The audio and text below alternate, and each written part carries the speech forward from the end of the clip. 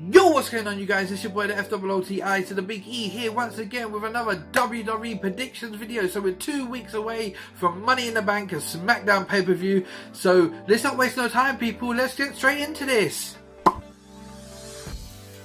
So first up, I want to talk about the WWE SmackDown Women's title match between Lana and the champion Naomi. Obviously this one came together last night on SmackDown. This one, I'll be honest, I'm really looking forward to. Lana's been busting her ass down on NXT of late on the road with them and trying to polish up her in-ring skills. So this would be a great way to introduce her onto SmackDown, putting her in a match with Naomi. You don't necessarily need to have her win. You still make her look strong being her first match on the SmackDown brand on a pay-per-view, but I've got a sneaky suspicion, don't ask me why, people, I could actually see Lana actually winning the SmackDown's Women's title. So I'm going to stick with Lana on this prediction. So Lana to be your new SmackDown Women's Champion with a win over Naomi. So let's just move on, people.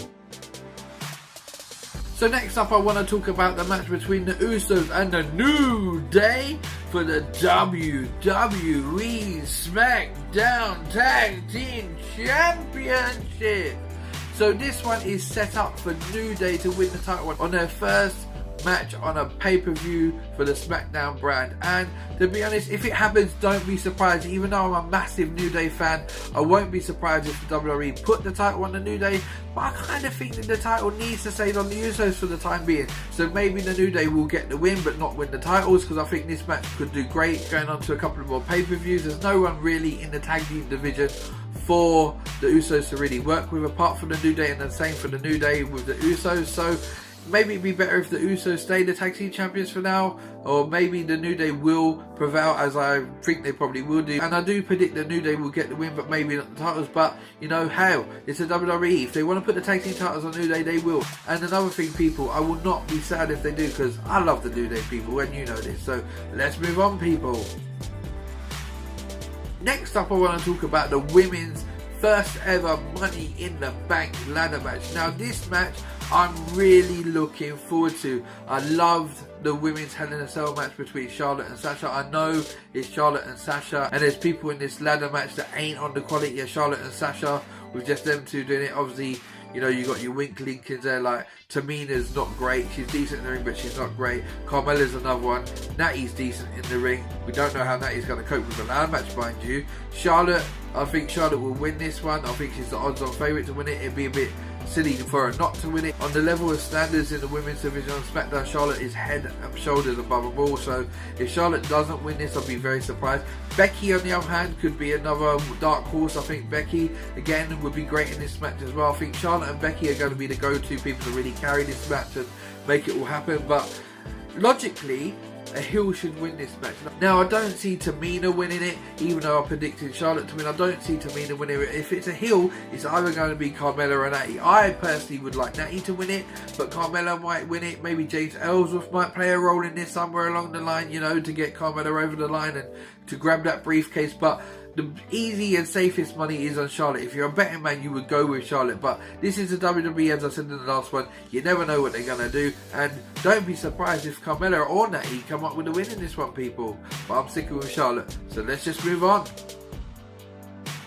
The next one I want to talk about is the men's Money in the Bank match between Baron Corbin, Sami Zayn, Kevin Owens, the phenomenal AJ Styles, Shinsuke Nakamura, and Dolph Ziggler. Now, if you're a betting man, you're going to go Shinsuke Nakamura or AJ Styles to win this Money in the Bank match. But again, as much as I love both of them to win, because you know I love Nakamura and AJ Styles, people, if you follow my videos, but with all this talent in the ring like Kevin Owens and that lot, I just don't know which way it's going to go. But I can tell you what, this ladder match has got a great lineup. I think anyone could win it, and this ladder match is going to be phenomenal. No pun intended to the phenomenal AJ Styles. I just think the lineup of talent they've got in this ring can put on a really great ladder match, and I really don't know which way to go. But who am I going to go with? Too many people.